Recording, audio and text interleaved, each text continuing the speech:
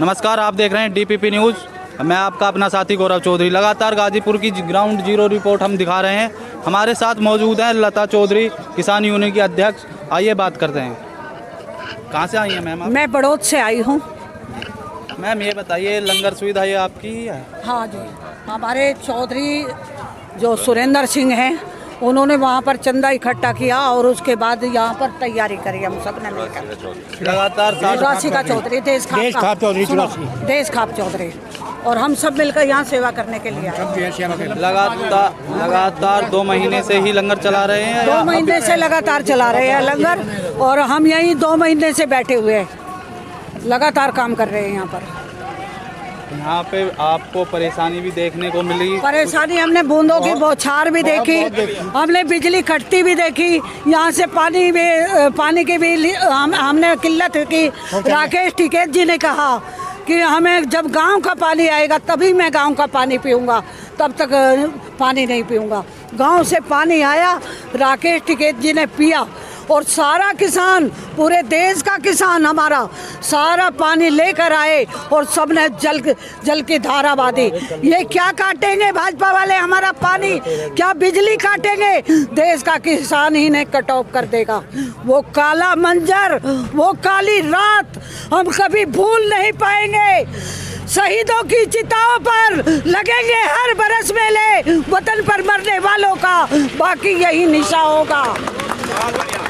मैं आप लोगों को बता देना चाहती हूँ, वो मंजर हमने देखा है, वो मंजर हमने देखा है। वो राकेश टिकैत के आंसू नहीं थे, पूरा देश का किसान रोया है, पूरा देश का किसान रोया है। उनके आंसू एक जन सैलाब ले आए। उनके आंसू किसान के आंसू थे। आंसू में भी अंतर होता है। कोई अपने लिए रोता है, कोई मरने के लिए रोता है, कोई रोटी के लिए रोता है, लेकिन राकेश टिकैत रोया है किसानों के लिए, किसानों की जमीनों के लिए, किसानों के सम्मान के लिए राकेश टिकैत रोया है। उसके दिल से आंसू निकले हैं, और दिल से आंसू निकले हुए आप ये देखें, सारा किसान उस आंसुओं को देखकर सारा किसान आज गाजीपुर बॉर्डर पर खड़ा है, सरहद पर हमारे भाई खड़े हैं। और क्या हम घर के अंदर बैठेंगे? सरहद पर हमारा भाई के आंखों से आंसू निकले, तो हम घर में बैठकर क्या करेंगे? 80% महिलाएं खेतों में काम करती है, 80% महिलाएं खेतों में काम करती है। असली देशद्रोही तो अडानी अंबानी हैं, असली देशद्रोही तो मोदी है, योगी है, खट्टर है। असली देशद्रोही ये सारे भाजपा के नुमाइंदे हैं। आप मुझे बताइए, जिस समय तिरंगा झंडा, तिरंगे का अपमान कर रहे थे भाजपा वाले, उस समय मोदी कहाँ था? उसकी मिलिट्री कहाँ थी? उसके पुलिस वाले कहाँ थे? तिरंगे के अपमान को नहीं होने देंगे। किसान को बदनाम करने का काम किया है, किसान को तोड़ने का काम किया है, धरने को तोड़ने का काम किया है। सिंगू बॉर्डर पर जो लोकल लोग थे, उन्होंने किसानों पर पत्थरबाजी की है और कहा है कि हम तिरंगे का अपमान नहीं सहेंगे और इन किसानों से हम रोड खाली करवाएंगे। मैं वही बता रही हूँ, भाजपा वालों ने हमारे ऊपर पथराव किया है, और उस पथराव में मैं बता देना चाहती हूँ, ये देखिए किस तरह महिलाओं के ऊपर अत्याचार किया है, कैसे हमारी टांगों में लगे हुए हैं, कैसे हमारे ऊपर पत्थर बरसाए हैं। क्या हमें भाजपा के गुंडे भगाएंगे? अरे हमें भगाए गए तो हमारा देश का किसान ही भगा सकता है, और कोई नहीं। और देश का किसान जब रोएगा तो सारा हिंदुस्तान रोएगा। ऐसा नहीं होगा कि देश का किसान नहीं, देश का किसान पानी रोकेंगे? केंद्र सरकार, हम तो दूध पानी दिल्ली तक का रोक देंगे, वो क्या हमारा पानी रोकेगा दिल्ली? वो तिरंगे का अपमान करेंगे हमारे, जबकि वहाँ मिलिट्री लगी हुई है। लाल किले के अंदर, लाल किले पर मिलिट्री लगी हुई है, और सामने से वो झंडा लगा रहे थे भाजपा के नुमाइंदे। उसको गोली क्यों नहीं मारी? देशद्रोह का करार क्यों नहीं दिया? मैं पूछती हूँ मोदी जी, देशद्रोही तो मोदी जी तुम हो। देशद्रोही क्या भारतीय रेल पर अडानी अंबानी नाम लिखा जाएगा? वो हमारे भारत की रेल है, हमारे भारत के किसानों की रेल है। ऐसा नहीं है कि वो लिखेंगे। उन्होंने काले कानून बनाकर गोदाम बना दिए अडानी अंबानी के हाथों में, किसानों को बेचने का काम किया उन्होंने? क्या किसानों को बेचेगा वो? क्या किसानों की जमीन को बेचेगा? 200 रुपये किलो आटा खाएंगे। मैं आपको एग्जाम्पल तौर पर बता देना चाहती हूँ, जिस तरीके से आलू का भाव हमारे यहाँ से 1000-1200 रुपये क्विंटल किसान के यहाँ से खरीदा और हमें ही 6000 रुपये क्विंटल सबको बेचा। आप ये जीती जागते सब जनता के नुमाइंदे हैं। मैम, हाँ जी। एक सवाल ये भी है मेरा, केंद्र सरकार या यूपी सरकार ने आपकी कोई मदद की या नहीं की? यूपी सरकार ने कोई मदद नहीं की हमारी, किसी भी तरह की नहीं की।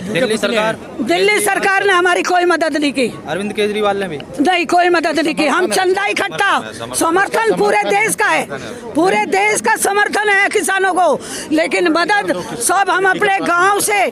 2 मिनट रुक जाइए जी। आपका पूरे समर्थन दे रखा है, पूरे जो किसान हैं सब आपस में गांव से चंदा इकट्ठा करके यहाँ पे बॉर्डर पर चला रहे हैं।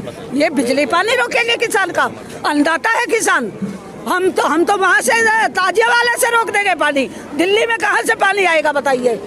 ये हम बॉर्डर पर सरहद पे बैठे हैं, किसान हैं हम लोग, काम करते हैं मेहनत जी तोड़। ऐसा नहीं है कि हम ऐसे ही बैठ गए यहाँ पर, और जब तक बैठ गए 2024 तक अगर इन्होंने हमारे काले कानून वापस नहीं लिए तो हम क्या करेंगे? दूसरी सरकार आएगी और हम काले कानून वापस करा लेंगे। सर, आपका नाम? मेरा नाम फ़कीर चंद नागर है। मैं समाजवादी पार्टी का यहाँ पूर्व जिला अध्यक्ष हूँ और यहाँ पर हम इसलिए आए हैं कि हमने माननीय पार्टी समर्थन दे रही है, समाजवादी पार्टी समर्थन दे रही है किसानों को। सपा और दिल्ली की सरकार भी कोऑपरेट कर रही है, ऐसा नहीं कर रही है। हम लोग जिस दिन से आंदोलन हुआ है उसी दिन से समाजवादी पार्टी के हमारे नेता माननीय मुलायम सिंह जी ने कहा है कि हम किसानों के साथ हैं। परसों माननीय राकेश टिकैत जी से बात करके और हमने ऐलान कर दिया है कि हमारी पार्टी जब तक तीनों कानून नहीं होंगे तुम्हारा समर्थन करेंगे। हम इसलिए भारतीय किसान यूनियन का समाजवादी पार्टी समर्थन कर रही है। हाँ, हमारी पार्टी उसका समर्थन कर रही है और जब तक तीनों काले कानून वापस नहीं होंगे, जब से पूरे देश का किसान आपने देखा यहाँ लगा हुआ है और पूरी तरह से लगा रहेगा जब तक यहाँ से हटेगा नहीं। और नहीं, अखिलेश जी को टोटी चोर भी बोला जाता है। ऐसा है, जो विपक्ष के हैं ये सब बीजेपी का काम है। अब बीजेपी, आप पूछ रहे हैं थोड़ी देर पहले कि शंभू बॉर्डर पर जो लोग रोक रहे थे वो कौन थे? बीजेपी के थे। झंडा फहरा रहे थे, कौन थे? बीजेपी के थे। तो वो तो जो कहेगा, लेकिन हम लोग समर्थन में हैं सब लोग और लगातार माननीय राकेश टिकैत जी के समर्थन में लगे हुए हैं। लगातार हम सब लोग बैठे हैं, हमारे नेता भी बैठे हैं, लगे ही रहेंगे। आज बजट आया है, हाँ भाई, आज बजट पेश हुआ है। हाँ, तो उसमें एक था वृद्ध पेंशन को भी लेकर था कि 75 साल के बुजुर्ग को अब टैक्स देने की ज़रूरत नहीं है। लेकिन मैं ये पूछना चाहता हूँ, 75 साल के ही बुजुर्ग हैं क्या? 50 साल का बुजुर्ग नहीं हो सकता? 55 साल का बुजुर्ग नहीं हो सकता? 60 का नहीं हो सकता? पूरा देश कभी भी मोदी जी पे यकीन नहीं करता। वही मोदी जी हैं जिन्होंने कहा था 2 करोड़ लोगों को रोजगार मिलेगा, 15 लाख रुपए हर आदमी के खाते में आएगा।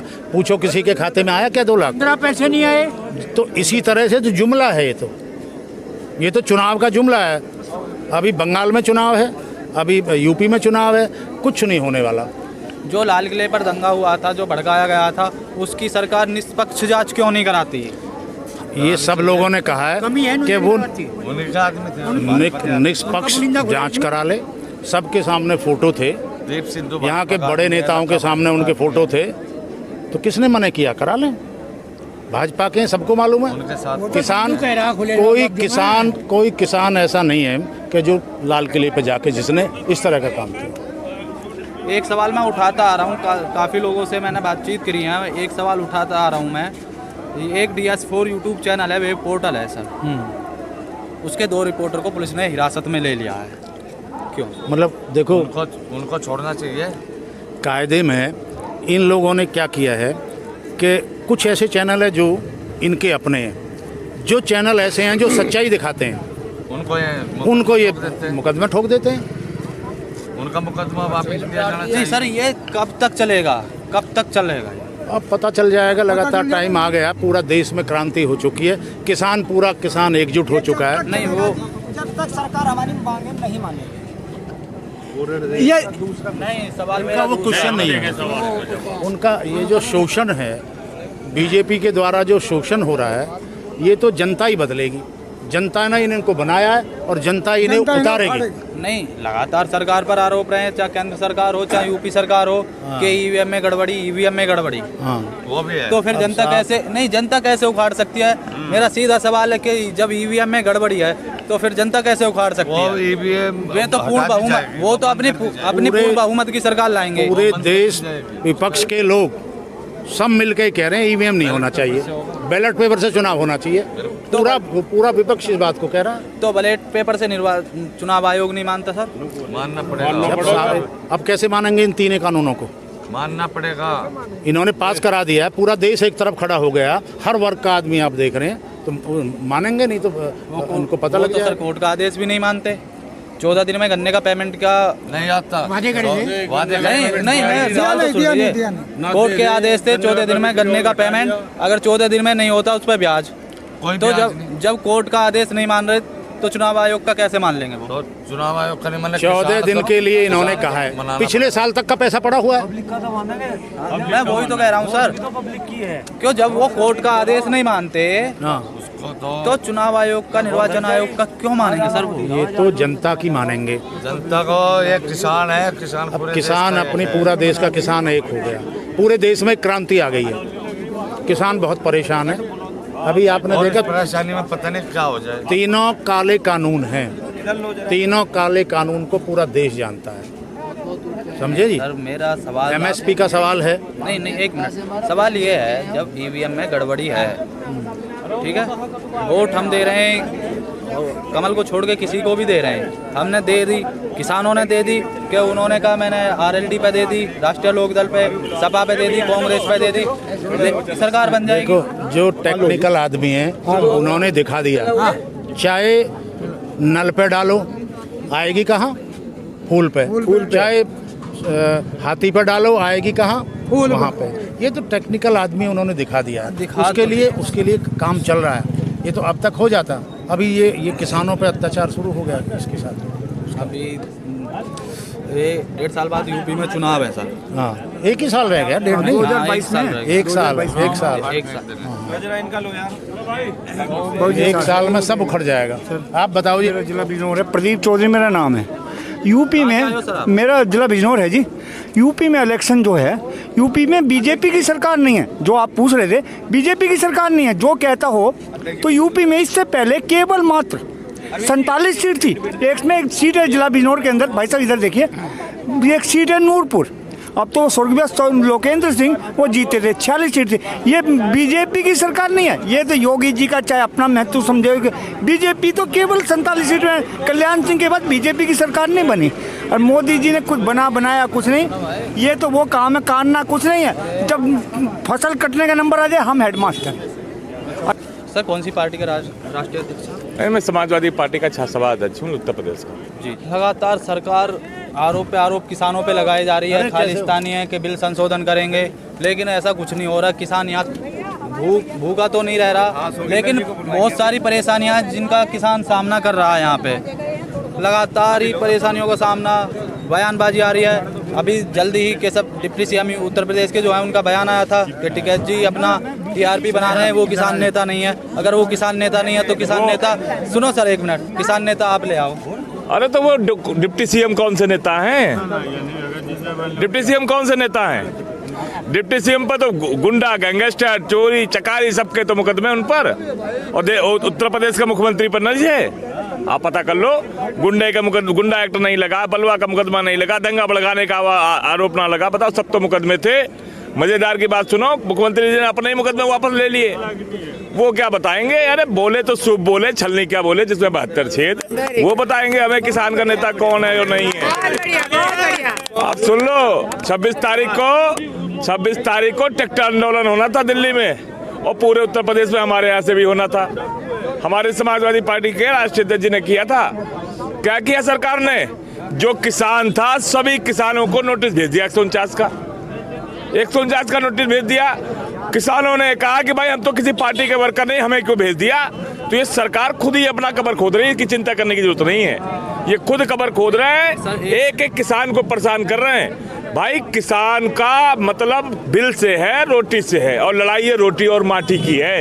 यहाँ रोटी की लड़ाई करते हमने एक लाइन जोड़ दी उसमें।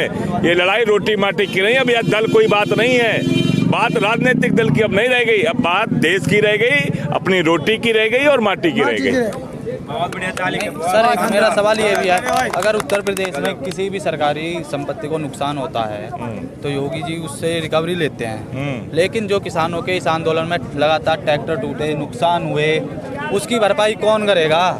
अरे साहब, अगर इनको क्या करे साहब, रोगी सरकार के मामले, जो हमारे मुख्यमंत्री जी, उनके बाल बच्चे तो है ना, वजीफे वो नहीं दे रहे, पता कर लो आप, वजीफे फंड है, वजीफे वो नहीं दे रहे। जो 0 फीस पे एडमिशन थी उन्होंने बंद कर दी, फीस कहाँ की कहाँ चली गई, ITI बेच दिया, पॉलिटेक्निक बेच दिया, मेडिकल की फीस बढ़ा दी। उन्हें क्या लेना देना लोगों से? वो बता रहे हैं सरकार की, वो बता रहे हैं ना कि सरकारी जो चीज़ों का नुकसान हो रहा है। भाई साहब, उत्तर प्रदेश की सरकार या केंद्र की सरकार 150 किसानों की भरपाई कब करेगा? ये बता दे, जो मर गए उनकी भरपाई कब करेगा? और ये मरने वाले किसान नहीं हैं, ये वो क्या कहते हैं ना, ये वो आतिश हैं जो पूरे देश को ज्वालामुखी बना गए। और ये 150 किसानों की जो इनकी जाने गई है ना, इस देश में एक क्रांति लाने का काम करेंगी। नहीं, लगातार सरकार पर, अखिलेश सरकार पर भी जब रहे थे अखिलेश जी, तो उन पे भी लगातार आरोप रहे हैं कि ये गुंडा राज है, ये गुंडा राज करते हैं, ज्यादा टोटी चोर, मतलब सब कुछ बोला जाता है। साहब, उन्हें कुछ नहीं तो कुछ तो कहना ही है, नहीं कहना? क्या कह रहे थे आप याद कर लो, 14 के पहले के इंटरव्यू, 14 के पहले के जो विज्ञापन आते थे, क्या बताते थे? बहुत हुई किसानों पे मार, अब की बार फलाना सरकार, बहुत हुई महंगाई पे मार, अब की बार फलाना सरकार, बहुत हुई भ्रष्टाचार, बहुत हुआ भ्रष्टाचार, अब की फलाना सरकार। क्या हुआ उत्तर प्रदेश में? 59,000 बताओ जो शिक्षकों की भर्ती हुई, घोटाले हुए कि नहीं हुए? अरे इनके मंत्री, उनके मुख्यमंत्री उप मुख्यमंत्री की जांच करा रहा नहीं करा रहा? बताओ, मुख्यमंत्री जो हैं उत्तर प्रदेश के आदित्यनाथ जी, उन्होंने केशव मौर्य जी की जांच कराई ना कराई? केशव मौर्य जी किसी और मंत्री की जांच करा रहे हैं। अरे भाई, ये पता ही नहीं है सरकार कौन चला रहा है। ये तो डबल इंजन की सरकार है, हर तरफ खींच रहे केकड़ा, कोई इधर से पैर खींच रहा, कोई उधर से पैर खींच रहा। और ऊपर से जब इन पूरों पर भरोसा ना हुआ तो कोई बताते मऊ का पुराना IAS उन्होंने भेज दिया ऊपर से मोदी जी ने कि भाई जाके तुम उत्तर प्रदेश को संभालो, इनसे संभल नहीं रहा। हमारे साथ मौजूद थे समाजवादी पार्टी के कुछ अध्यक्ष, सभासद, नेता, और हमारे साथ मौजूद थी जो लंगर चला रही हैं लता चौधरी। नमस्कार, देखते रहिए DPP न्यूज़।